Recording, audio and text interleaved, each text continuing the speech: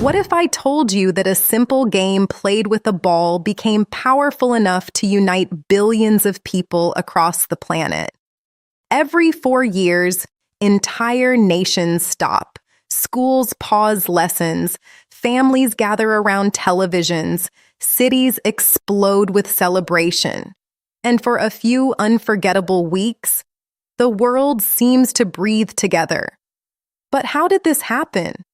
How did a football tournament become the most watched sporting event on Earth? And why are people willing to laugh, cry, celebrate, and sometimes even travel across the world just to watch a single match? So grab your coffee, sit back, relax, and listen carefully until the end. Because this is not just the story of football. It's the story of ambition, competition, national pride, human emotion, and a dream that eventually united the world. Let's begin with the beginning, when the world dreamed of a global tournament. Before we start, I have something special for you. Many of you have asked me how to improve your English faster and finally start speaking with confidence. That's exactly why I created the Native Flow English Coaching Experience. You'll get 50+ lessons, 6 complete English books, worksheets, direct WhatsApp support, and access to our private learning community. And right now, it's only $5. If you'd like to join us, you'll find the link in the description below. The beginning, when the world dreamed of a global tournament. Today, the World Cup feels inevitable, as if it has always existed, as if billions of people have always gathered every 4 years to watch nations compete for football's greatest prize. But honestly, there was a time when the World Cup was nothing more than an idea, a dream, a vision that many people believed was impossible. Now let's travel back to the early 20th century. Football was already becoming popular across Europe and South America. Crowds were growing, clubs were forming, national teams were beginning to compete against one another. But there was a problem. There was no global tournament, no event where the best nations on Earth could meet and determine who was truly the world's champion. And honestly, many people wanted one. Now imagine the world at that time. International travel was difficult. Flights were rare. Communication was slow. Countries were separated by enormous distances. Organizing a worldwide competition seemed incredibly complicated, yet one man believed it could be done. His name was Jules Rimet, and without him, the World Cup might never have existed. Rimet had a simple but powerful dream. He believed football could bring nations together. Not through politics, not through war, but through sport. Think about that. At a time when the world was often divided by conflict, he imagined a tournament that would unite countries on the same field. And honestly, it was a revolutionary idea. Now, here's something fascinating. Before the World Cup existed, football at the Olympic Games was one of the biggest international competitions available. But many football leaders felt the sport deserved its own global event, a tournament dedicated entirely to football, a tournament where the world's best teams could compete for a single trophy. And so, the planning began. Now imagine the challenges: convincing countries to participate, organizing travel, creating rules, building support. Everything had to be created from scratch. And honestly, nothing was guaranteed. Many people doubted the idea would succeed. Some thought it was too expensive. Others thought countries wouldn't travel such long distances. But Rimet refused to give up, because great ideas often sound impossible before they become reality. Now let's move to 1930, the year everything changed. The first FIFA World Cup was held in Uruguay. Why Uruguay? Because the country was one of the strongest football nations in the world at the time, and it was celebrating the centenary of its constitution. Uruguay also agreed to help cover travel expenses for participating teams, a huge incentive. Now imagine being one of those early players. No luxury flights, no modern stadium technology, no global television audience, just a dream, a ball, and the chance to make history. Only 13 teams participated in that first tournament. Compared to today's World Cups, that number seems small. But honestly, it was the beginning of something extraordinary, something much bigger than anyone could have imagined. When the tournament finally began, history was being written. The dream was becoming reality. And by the end of the competition, Uruguay became the first nation ever to lift the World Cup trophy. A moment that changed football forever, because from that point forward, the world had a tournament of its own, a stage where nations could compete, dream, celebrate, and inspire future generations. But nobody yet realized how enormous this tournament would become. Because in the next section, we'll discover how the World Cup survived wars, crises, and uncertainty to become the biggest sporting event on Earth. The tournament that refused to die, how the World Cup conquered the globe. The first World Cup was a success, but honestly, success did not guarantee survival. In fact, the tournament's future soon faced challenges nobody could control. Because the world itself was changing, and not for the better. Now imagine the 1930s. Many countries were struggling economically. Political tensions were rising. Uncertainty was spreading across continents. The World Cup continued growing. But then something happened that changed everything. World War II, one of the deadliest conflicts in human history. Millions of lives were lost. Entire cities were destroyed. And international sporting events became impossible to organize. As a result, the World Cup was not held in 1942, and it was not held in 1946 either. For the first time, the dream seemed fragile. The tournament that had united nations suddenly disappeared. Not because people stopped loving football, but because the world was fighting for survival. Now imagine being a football fan during those years. No World Cup, no global celebration, no international stage. The competition simply stopped. And honestly, many wondered if it would ever return. But great ideas are difficult to destroy. And football's greatest tournament refused to disappear. Now let's move to 1950. After years of war and recovery, the World Cup finally returned, this time in Brazil. The excitement was enormous. People weren't just celebrating football. They were celebrating the return of something the world had lost. A symbol of international connection. A reason to come together again. And honestly, that tournament helped prove something important. The World Cup was bigger than any single generation, bigger than any single country.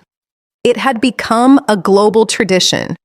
Now here's one of the most famous moments in World Cup history.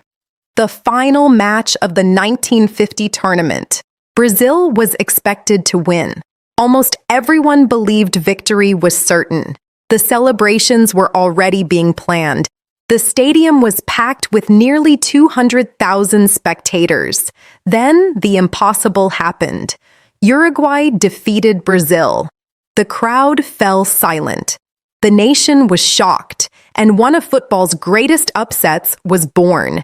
Even today, people still talk about that match, because the World Cup has always been full of surprises. Now let's talk about television, Because television changed everything. Before television, only people inside the stadium could fully experience the event. But as television spread across the world, millions of viewers suddenly became part of the World Cup. Families gathered around screens, children watched their heroes, entire nations followed every match. And honestly, the tournament became larger than anyone had imagined. Football was no longer limited by geography. Now, a child in Africa, Europe, Asia, or South America could watch the same game, the same players, the same moments, the same dreams. Now let's move into the 1960s and 1970s. The tournament continued expanding. More countries participated, more fans watched, more legends emerged.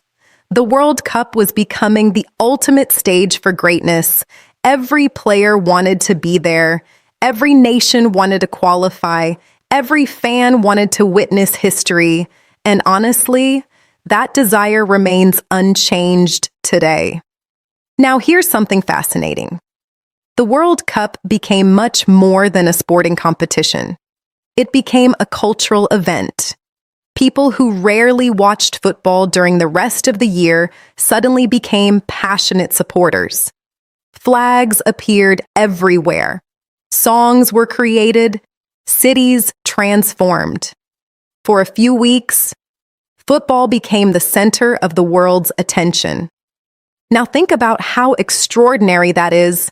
Different languages, different religions, different cultures, different political systems. Yet, for a few moments, billions of people share the same emotions: excitement, hope, nervousness, joy, heartbreak. And honestly, very few events in human history create that kind of shared experience. The World Cup had survived war, economic crises, political tensions, and decades of change. Instead of becoming weaker, it became stronger. Instead of becoming smaller, it became global. And in the next section, we'll meet the legends who transformed the World Cup into the greatest football spectacle ever created. The legends, the players who became immortal. A trophy can make a team famous, but honestly, great players are what make people fall in love with the World Cup. Because while nations compete for glory, individual players create the moments that fans remember forever. The goals, the celebrations, the magic, the heartbreak, the impossible achievements. And over the decades, the World Cup has produced some of the most legendary athletes in human history. Now imagine being a young football player. You can win trophies with your club. You can become famous in your country. But there is only one stage where the entire world is watching: the World Cup. And honestly, that's why so many players dream of it from childhood. Now, let's talk about the first true global superstar of the tournament, Pelé. In 1958, the world witnessed something extraordinary. A 17-year-old boy from Brazil arrived at the World Cup. Most people had never heard of him. By the end of the tournament, everyone knew his name. Pelé played with confidence, creativity, and joy. Brazil won the tournament, and football had found its first global icon. Now, here's something remarkable. Pelé would go on to win 3 World Cups, a record that still stands today. And honestly, many people still consider him one of the greatest players ever to touch a football. Now let's move forward, because every generation produces new heroes, new dreams, new legends. In the 1980s, another player captured the world's imagination. His name was Diego Maradona. Maradona was different, small in stature, but enormous in talent. His performances at the 1986 World Cup became legendary, especially one match against England. a match that produced two of the most famous goals in football history, one controversial, one magical. And honestly, people still debate them today. Now imagine millions of children watching Maradona, seeing what seemed impossible become possible. That's the power of the World Cup. It doesn't just create champions, it creates inspiration. Now let's move into the modern era. Because football was becoming faster, more global, more competitive, and new stars continued emerging. Players from every corner of the world dreamed of leaving their mark on history.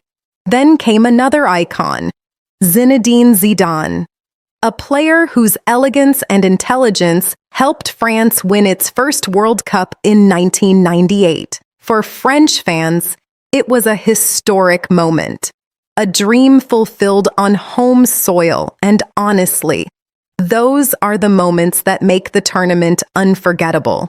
Now let's talk about a rivalry that defined an entire generation. Two names, two legends, one endless debate, Lionel Messi and Cristiano Ronaldo. For years, football fans argued about who was greater. Both won countless trophies, both broke records, both inspired millions. Yet for a long time, one thing remained missing: a World Cup trophy. Now imagine the pressure. When you're considered one of the greatest players ever, people expect everything. And honestly, nothing carries more pressure than the World Cup. Because unlike club football, you only get a few chances. One mistake, one bad tournament, and 4 years disappear. Now here's one of the most emotional chapters in World Cup history. In 2022, after years of near misses, Messi finally lifted the World Cup trophy with Argentina. For many fans, it felt like the perfect ending to an extraordinary career. A dream completed, a legacy secured, and honestly, millions of people around the world celebrated that moment, even people who weren't Argentine, because great stories transcend borders. Now let's think about what makes these players special. It's not just talent. Talent alone is never enough. It's the ability to perform under enormous pressure, to carry the hopes of an entire nation, to create magic when the world is watching. And honestly, very few people can do that. Now here's something fascinating. Every World Cup creates new heroes. A young player nobody expects suddenly shines. A small nation surprises the world. An underdog changes history. And that's why fans keep returning. Because nobody knows what the next tournament will bring. Nobody knows who the next legend will be. Now, before we finish this section, I want you to remember something important. The World Cup is not just a competition between teams. It's a collection of human stories, dreams, sacrifices, triumphs, and unforgettable moments. And those stories are what transform football players into legends. But in the next section, we'll discover the deeper reason the World Cup became so powerful. Because its greatest achievement was never football itself. Its greatest achievement was bringing the world together, the dream that united the world, why the World Cup is bigger than football. Let's imagine something. A child in Morocco, a student in Brazil, a family in Argentina, a worker in Japan, a teenager in France, all watching the same match. All feeling the same excitement, the same tension, the same hope. And honestly, that's something truly extraordinary. Because very few events have the power to connect people across continents like the World Cup. Now here's the fascinating part. The World Cup was never just about football. If it were only about football, billions of people wouldn't care. The reason it became so powerful is because it represents something much bigger: identity, belonging, dreams, and national pride. Now imagine a player stepping onto the field. They're not only representing themselves, they're representing millions of people, an entire nation, its history, its culture, its hopes. And honestly, that's an incredible responsibility. Now let's talk about emotions, because the World Cup creates emotions unlike almost anything else. A single goal can make millions celebrate. A single mistake can break millions of hearts. A last-minute victory can become a national memory for generations. And honestly, that's why people become so passionate. They're not simply watching a game, they're experiencing a story. Now, here's something beautiful. During the World Cup, people often discover countries they know very little about. They learn new flags, new cultures, new traditions, new national anthems. For a few weeks, the world becomes curious about itself.